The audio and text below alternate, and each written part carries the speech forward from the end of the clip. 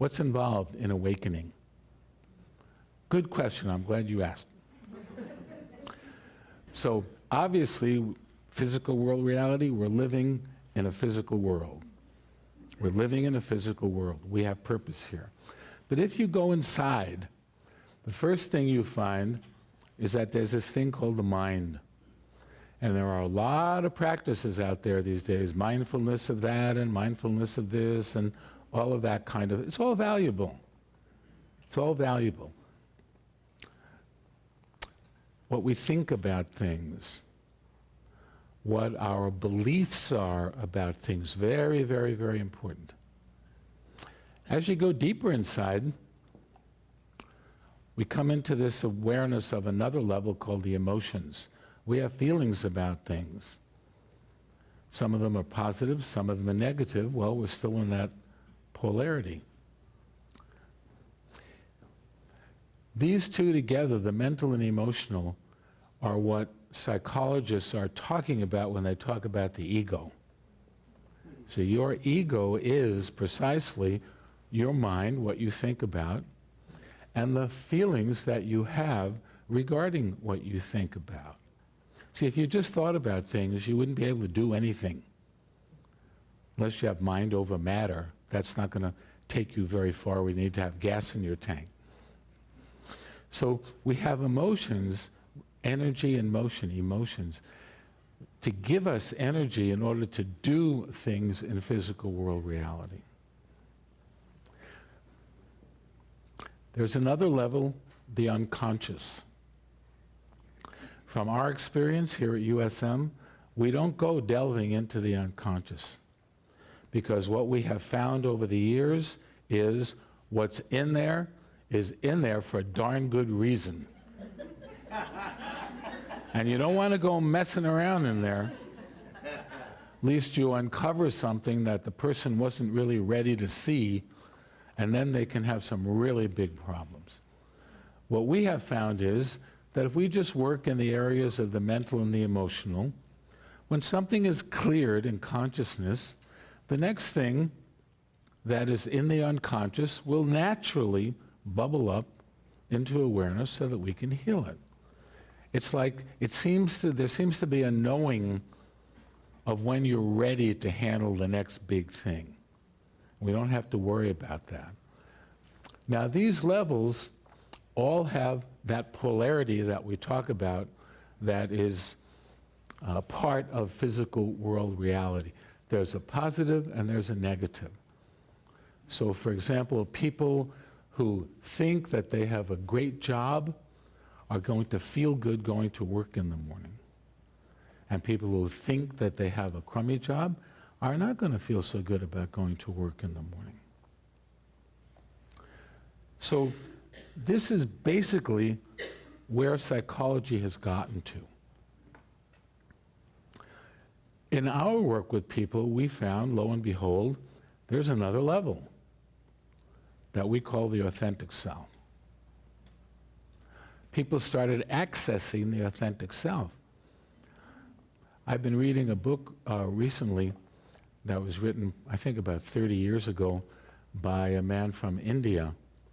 And I started to realize that spiritual psychology, in many ways, is much closer to some of the Indian traditional psychologies than what we have in the Western world. I thought that was fascinating. So we began to notice people were having these experiences that in the Indian tradition would be called samadhi states. We call it unconditional love. Unconditional love. Notice there's no polarity. There's no positive and negative. There's no right and wrong. There's no good and bad. There's none of that. There's just unconditional love. People who went deeper and deeper and deeper into this found that they awakened more and more and more into the awareness of what we could call spirit or God or whatever word you would want to call it. To us, God and love really are the same thing. Einstein said that in that letter. He made that statement. We would just say that so that we don't quibble over definitions.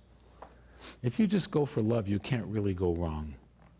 You're going in the right direction. Right meaning awakening. There are derivatives of unconditional love. There are other experiences that we have, such as little things. Peace, acceptance, compassion, beauty, joy, freedom, gratitude, humor, one of my absolute favorites. I have found people who tend to be spiritual tend to be funny. Call me crazy. I think the reason is because they see that you don't have to take things so seriously, that there can be a lot more fun to the whole process, which is why we have fun while we're doing this. This is the structure that we're operating in. How do the barriers fit in here? Where are the barriers? Well, let's say that you want to do something, and this would be your comfort zone. This is where you hang out. Wherever this is where you hang out. So if you start to do anything that would pull you out of your comfort zone, let's say that you want to write a book, or can go the other way too. Let's say that a situation is occurring in your life and you have to marshal resources to deal with it. So we like to use the book example because it's easy to see. So we had a student who was writing a book one time, and so let's say in the first month what she did was she wrote 30 pages.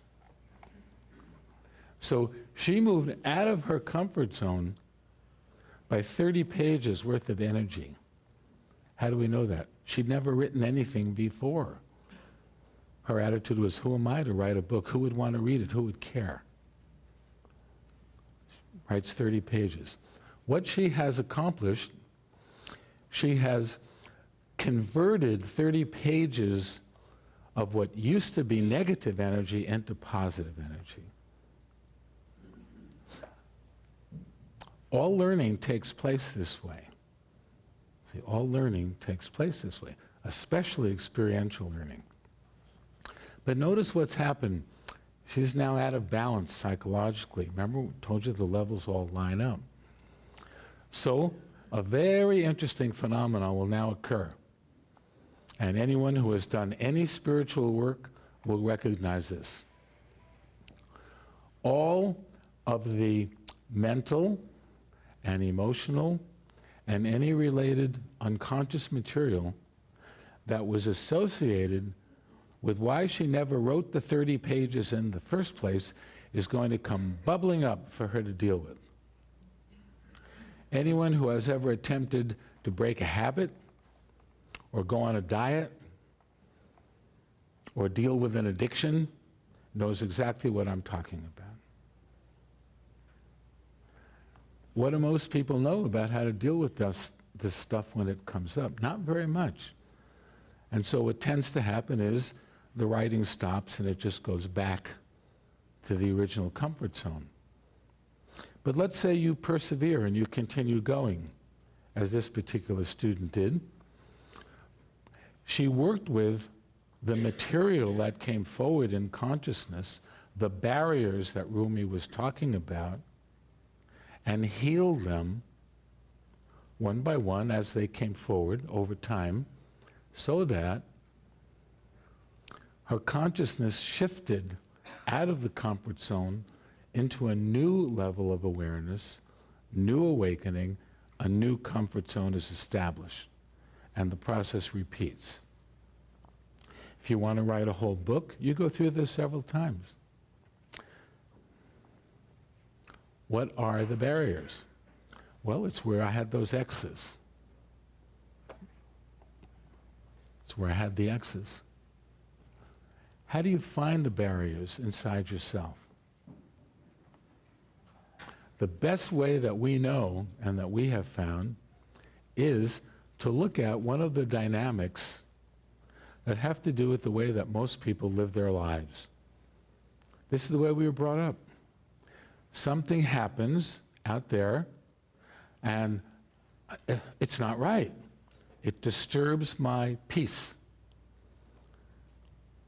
So just from what we've talked about so far, another way of saying that is it pulled me out of that state of unconditional awareness into one of those mental and emotional levels that has polarity in it.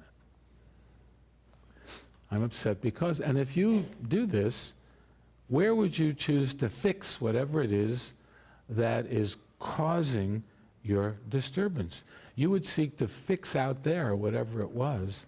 No, it'd be an obvious, I'm upset because that's happening, so let me fix that out there, and then I won't be upset anymore. I'm still trying to find somebody for whom that worked. It doesn't seem to work that way. We took a survey one time in class, which was absolutely fascinating. We asked people if they would list their common upsets. And this is what we got. I'm upset because, number one, you don't listen to me.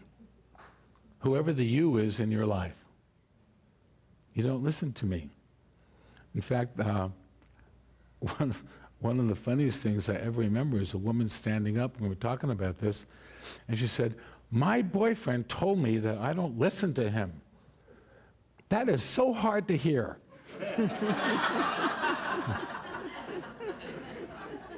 We said, "I rest my case." People don't understand me. There's a scripture that says everybody should understand me. And when people don't, they violate that scripture and they're bad and evil and wrong. Okay. Here's another one. Life is unfair. Life is supposed to be fair. Everybody knows that. It's supposed to be fair for everyone. We have to have equality everywhere. It's written someplace. Still haven't figured out where. I'm working too hard. This is a big one for a lot of people these days. I'm just working too hard. I've got too much to do. I can't possibly do all the things they want me to do. And that's upsetting to me. I get upset at myself. I'm upset because I don't behave like I should. And of course, for any of you who maybe live out of town and you want to find one that will always work, move here, and then you can do this one. I'm upset because traffic is terrible. I had to go the other day from Beverly Hills out to Los Feliz to visit a certain somebody, and I had to go through the city. Oh my God. I was doing this one. Couldn't help myself. Well, what's their alternative? Is there one? And if so, what is it? Because if you run, I am upset because, and that's your way of being in the world, I'm just going to come straight out and tell you, that is a complete and total victim position. My inner state is dependent upon things that I have no control over. How much more of a victim could you possibly be? Mm-hmm. What's the alternative? I can't even think of one. Well, how about this one? What if there was a way, that when you want to do this, instead you took a different route and you found a way to get in touch with the place inside where you were experiencing the upset. So I'm upset because, and I blame it out there. What if I forget the blame and I just got in touch with the place inside where that upset was present within me? And what if I could heal it? I could just make it dissolve. I can't say make it, really. I could just enter into a process, the result of which would be it would dissolve. Well, then what about the thing that would happen out there? What's still happening? You're just not upset about it. In fact, you're going to be in a place that's much more powerful to deal with it, because you'll be coming from clarity rather than from disturbance. Well, then what would be my inner state at that point in time? What you would do is you would awaken into this reality. And then you would go and deal with whatever it was that you had to deal with. That's what spiritual psychology here at USM is all about. I don't know how to say it in any simpler term, just to show you what it is that we're talking about here. How do you do it? What's involved? Good questions. The first thing you have to do is you have to start by being willing to take 100% personal responsibility for the upset that's going on inside of you every time you get upset. That disqualifies most people right there. You mean I have to give up my position of being right? Yes. I can't do that. Why not? Because it violates something that's very important to me. I see you have something that's so important inside of you that results in you being upset that you want to maintain. That makes a lot of sense. But yet that's the way many of us run our lives, is it not? Until we learn how to do it differently. We don't want to run our lives that way. We just never learned another way.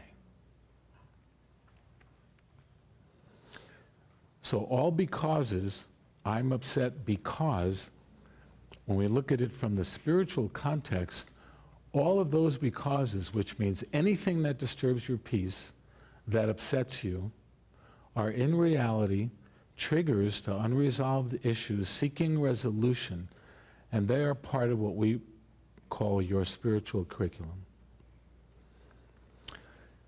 If you could learn how to look at your life like this, you would recognize that actually every time you got upset, you could consider that a blessing, because what you are demonstrating to yourself, you're getting feedback from your universe that is saying, hey, upset, opportunity for healing present.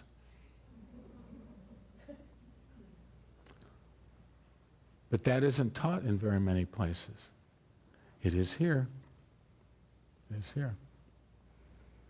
So you get the idea of what it is that we're talking about. That's the stuff that's in here that comes up. It's what I start to feel when I stop drinking. It's what I start to feel when I stop taking the drugs. It's what I start to feel when I stop feeding myself unhealthy food. It's all of that kind of stuff. Instead of looking at it as terrible experiences, look at it as feedback that you're being given an opportunity to heal something inside that is actually part of what we call your spiritual curriculum. It's why you're here. Remember, we said in the beginning, what's the purpose? Awakening. What's awakening? Letting go of these things. It's nothing more.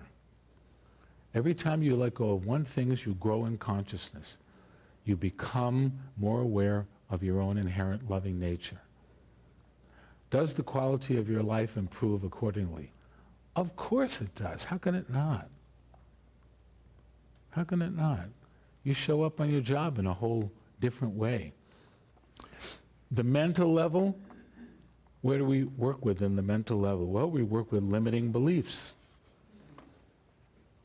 The most challenging of which are judgments. So you could have a limiting belief, but it's when you enter into the right-wrongness of it. Like you could believe that turkey is healthier than chicken. No problem. But when you start getting into all the chicken farmers are bad and wrong and we should kill them all, then it starts to become a problem. So on the mental level, we work with limiting beliefs and judgments against self and others. The emotional level, We work with relieving emotional pain and suffering. It's a natural byproduct. It just vanishes automatically as we resolve these unresolved issues. The more a person is involved in unresolved issues, the more they're going to tend to have a deep-seated sense of unworthiness. Unworthiness, or I should say perceived unworthiness, is the biggest limiting issue on the entire planet. Why do we say perceived? Why can't I just be unworthy? Because how could you be an inherently loving being with unworthiness?